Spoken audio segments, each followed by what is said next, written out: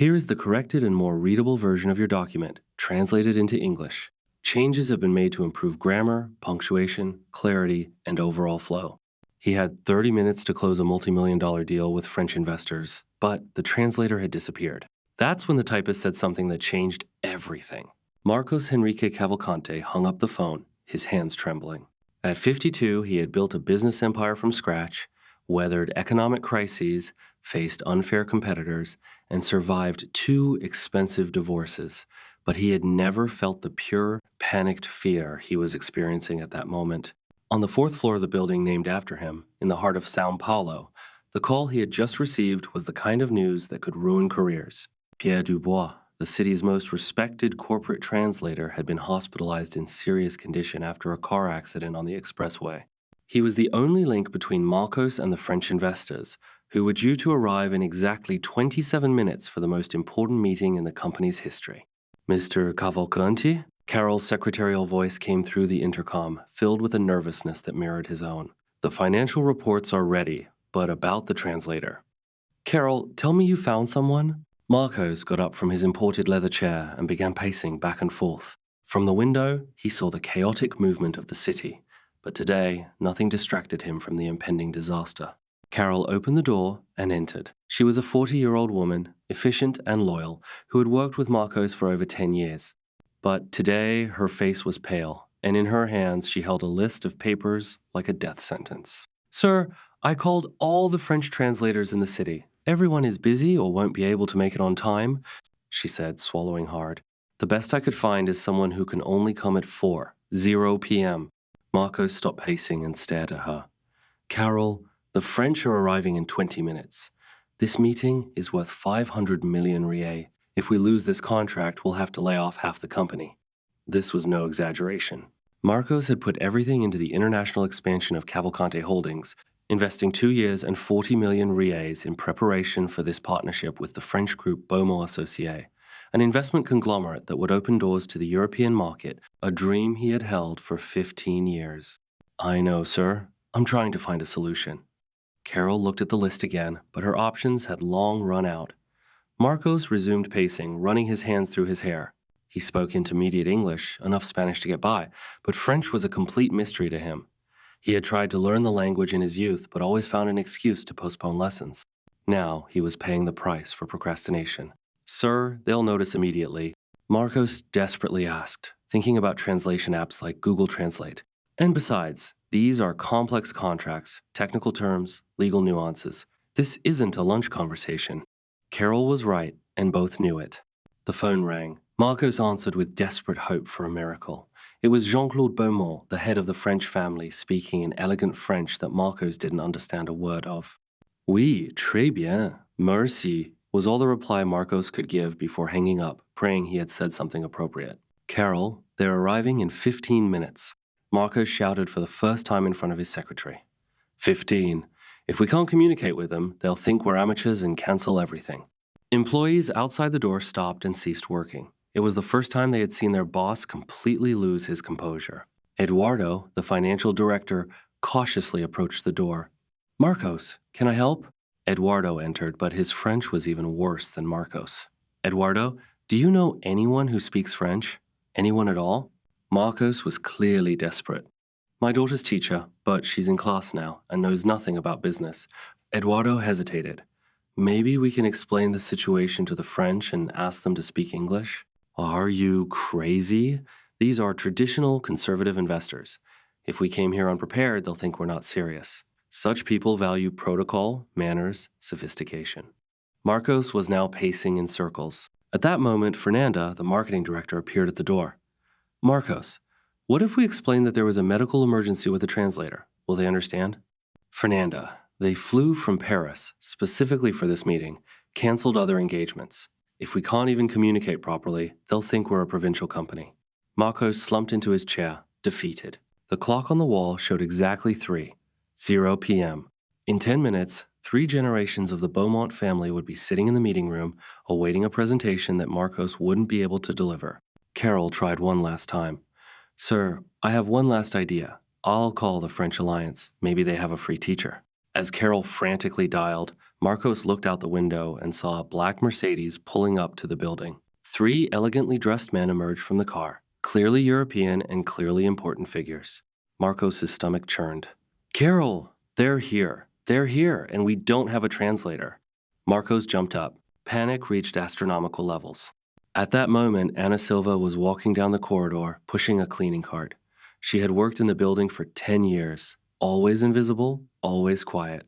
A 43-year-old woman with brown hair pulled back in a simple ponytail, wearing a blue uniform from the cleaning company. Anna heard the noise from Mr. Cavalcante's office, but was used to stressful meetings and shouting executives. It was part of the corporate world. She cleaned these offices every day and saw everything. People crying on the phone, heated arguments, celebrations, and despair.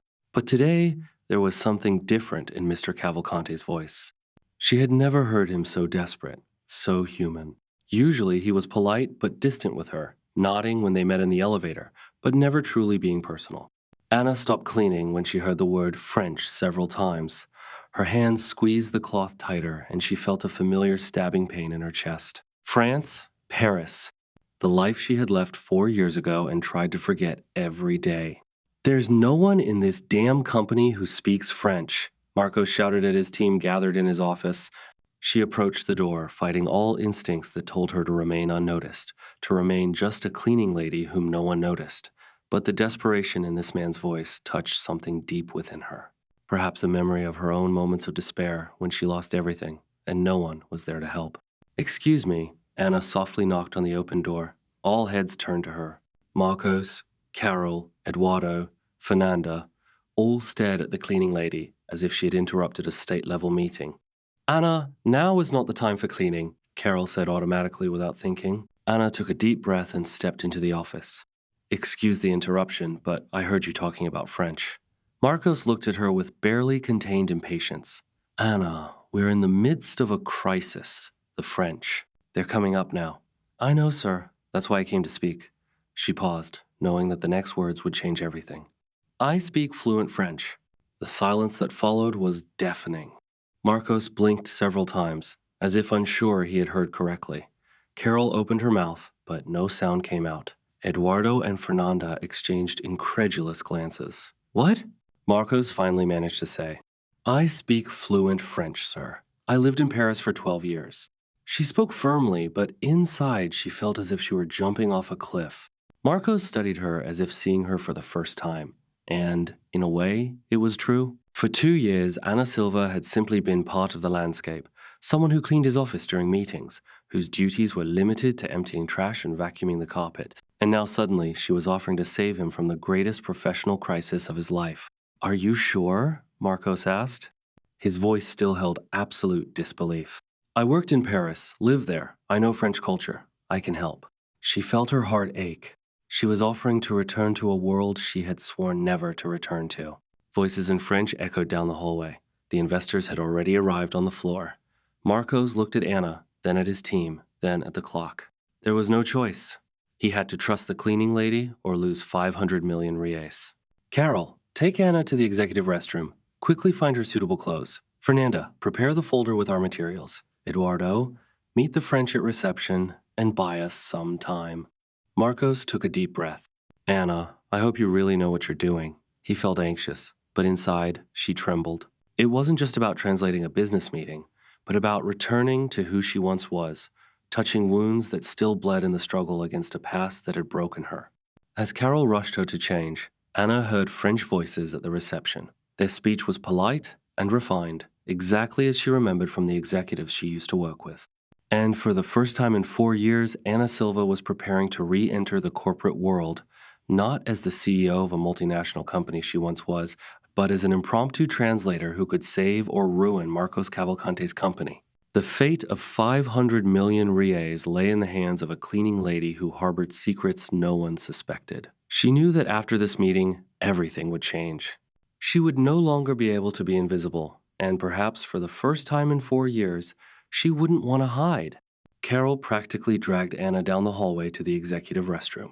Her heels clicked on the polished marble like hammer blows. Anna had never been in this part of the building. It was a completely different world compared to the basement, where the janitor's room was located.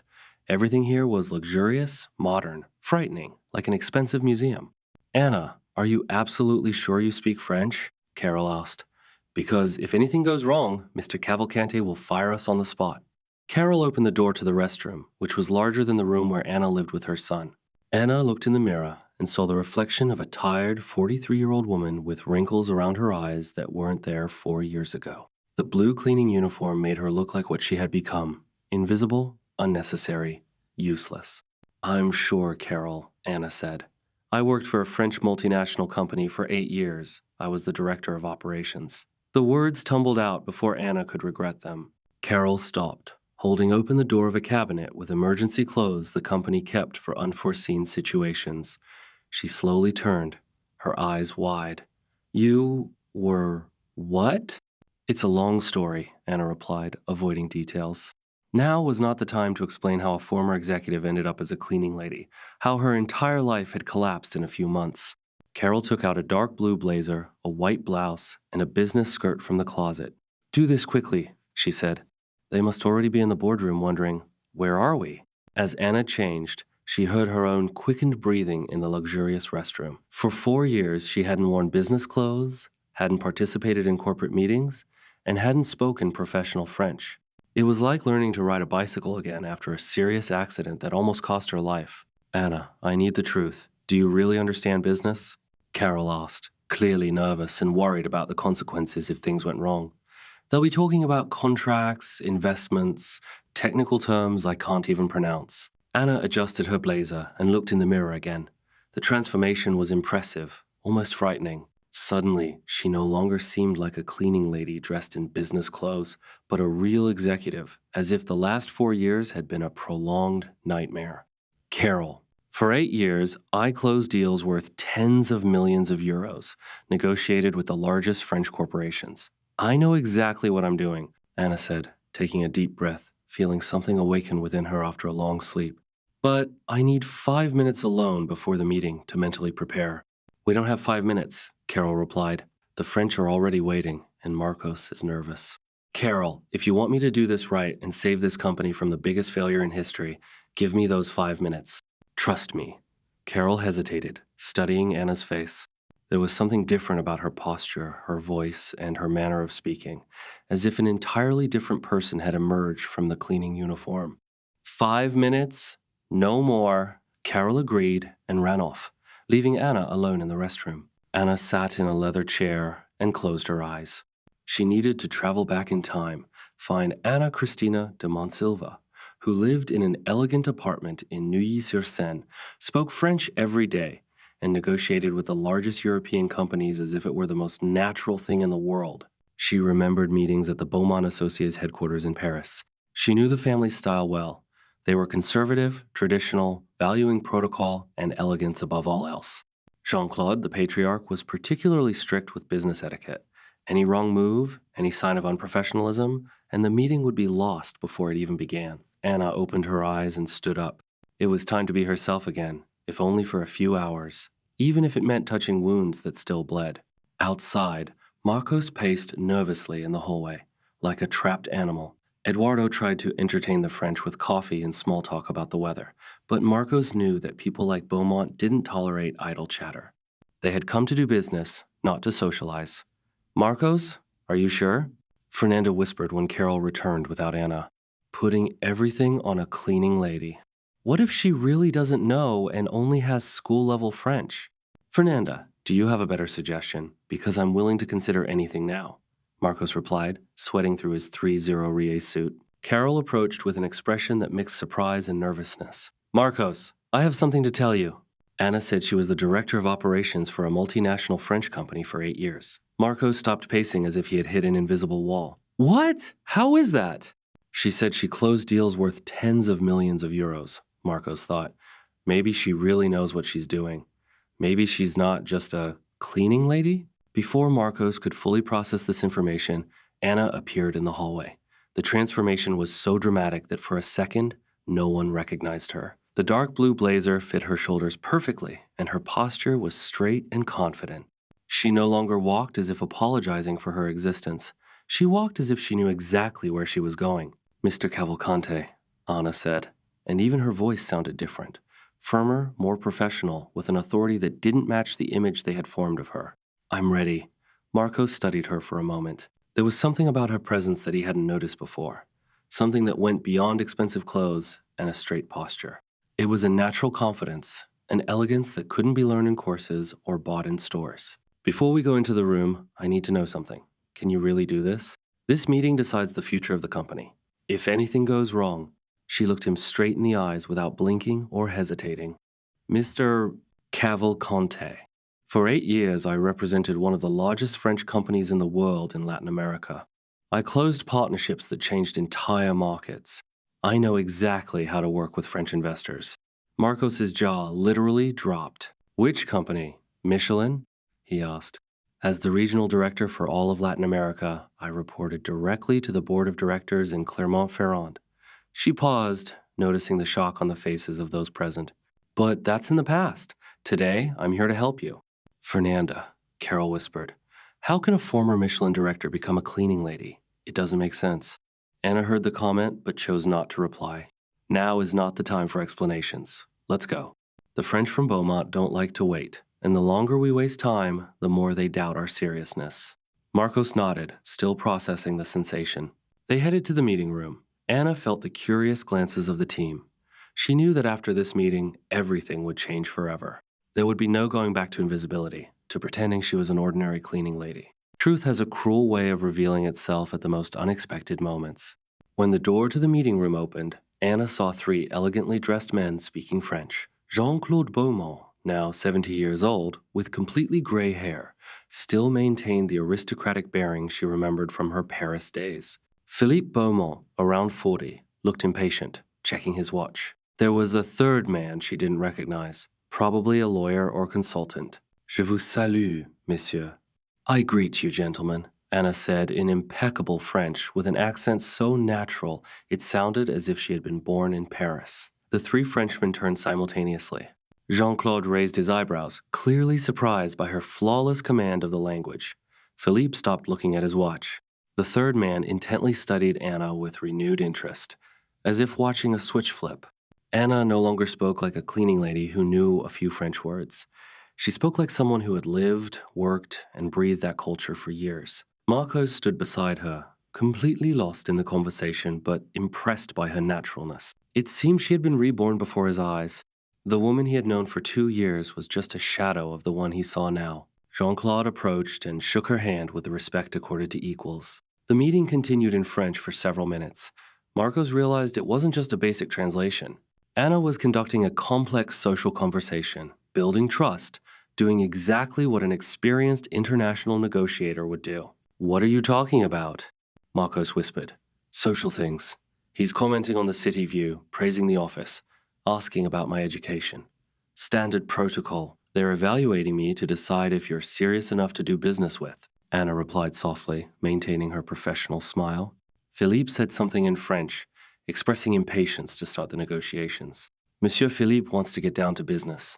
He has early morning commitments in Paris tomorrow," Anna translated. Marcos straightened up, trying to regain control of the situation. "Excellent. Let's begin then." Anna took a strategic position between Marcos and the French and, for the first time in 4 years, felt completely at home. This was her element, her natural habitat. It wasn't just about language. It was about understanding cultures, facilitating business, building bridges between different worlds. Marcos began the presentation in English, pausing after each phrase for Anna's translation, but he quickly noticed that Anna wasn't just translating word for word. She was improving, clarifying, making everything more elegant and convincing, as if she were translating not only the language, but the very intention behind the words. When Marcos mentioned turnover figures, Anna didn't just translate. She explained the context, talked about the Brazilian market, and compared it to well-known French companies. When he spoke about expansion plans, she added details about regulations, demonstrating a deep understanding of the subject. Jean-Claude asked a complex question about Brazilian taxes, and Anna not only translated it for Marcos, but also answered directly, demonstrating technical knowledge that clearly impressed the French. Marcos whispered during a pause when the French were conversing among themselves, "You're not just translating, you're selling even better than I am." She smiled. It was a confident smile that no one on the Brazilian team had ever seen before. This is how you do business with the French, Mr. Cavalcante. They need to feel that you fully understand their world. A literal translation is not enough. The meeting continued, and Marcos realized he was witnessing something extraordinary. Anna was not just a competent translator or even a former top executive in disguise. She was a natural-born negotiator. The perfect cultural bridge, a woman who understood both the Brazilian and French sides far better than any consultant he had ever hired. And the French were clearly impressed. Philippe no longer looked at his watch. Jean-Claude was taking notes with interest, and the third man whispered positive comments that Anna translated with tactical humility. When they took the first break, Jean-Claude approached Anna and said something that made her blush slightly. "What did he say?" Marcos asked curiously. Anna hesitated for a moment, then replied, "He said he rarely encounters consultants with such business sophistication outside of Paris and wants to know where I found him." Marcos looked at Anna with a completely new expression on his face. For 2 years, she had been practically invisible to him, and now, in one morning, she had become the most valuable person in his company. "Ah, when this meeting is over, we'll have a very long conversation about who you really are." Anna nodded, knowing that hiding the past was no longer possible. The invisible cleaning lady had disappeared forever the moment she entered the room. Ana Cristina Dominsilva spoke French like a native, was confident in the world that was once hers, and this time she was determined not to let anyone destroy it again. When everyone returned to the boardroom after the break, something fundamentally changed in the dynamic. The French no longer looked at Anna as a simple last-minute translator. In their eyes, there was a respect Marcos had never seen directed toward his employees. Jean-Claude even pulled up a chair for Anna to sit at the table instead of standing behind Marcos, as translators usually do. "Monsieur Cavalcante," Jean-Claude said in slow English, "your consultant, as you say, is very impressive." Anna automatically translated, "Mr. Jean-Claude said I am impressive." She paused strategically. "But I think he meant the company's presentation in general, Mr. Cavalcante." Marcos understood that Anna was redirecting the compliment to him, protecting his ego even when he deserved the recognition. It was a clever and diplomatic move that further demonstrated her expertise in complex international negotiations. Philippe opened a folder of documents and began speaking rapidly in French, gesturing as French people typically do when discussing figures. This was clearly something important, technical, filled with legal terms that could completely confuse any non-specialist. Marcos waited for the translation, but was surprised when Anna replied directly in French, asking specific questions and taking detailed notes. "Anna, what's going on? Please keep me informed," Marcos whispered, feeling excluded from his own business meeting. "Excuse me, sir. Philippe is presenting the investment structure they are proposing for the partnership. It's quite complex, involving holding companies in 3 different countries for tax optimization." She paused, organizing the information in her head with the precision of someone who had seen similar structures hundreds of times. "But there are a few problematic points. Their proposed scheme could create serious legal complications in Brazil." Marcos blinked several times. "How do you know that?" "Because I've structured similar investments when I worked in France." This particular scheme had problems with the Brazilian Federal Revenue Service in 2018. "I know at least 3 companies that had huge problems with the tax authorities due to using this exact structure." Anna turned to Philippe and said something in French that made him immediately stop speaking and urgently check his documents. Philippe replied with what was clearly a concerned question, to which Anna nodded and continued explaining in French. Marcos saw the young Frenchman becoming more and more interested with each moment, frantically taking notes based on Anna's words, as if she were revealing information that could save the deal. "Anna, for God's sake, tell me what's happening. I'm the one closing this contract." Marcos began to feel like an observer at his own multi-million-dollar business meeting. Anna turned to him with an expression combining apology and professional determination. "Mr. Cavalcante, I have identified 3 serious problems in their proposed structure. If we sign as is, you could have major issues with both Brazilian and European tax authorities. Penalties could amount to millions."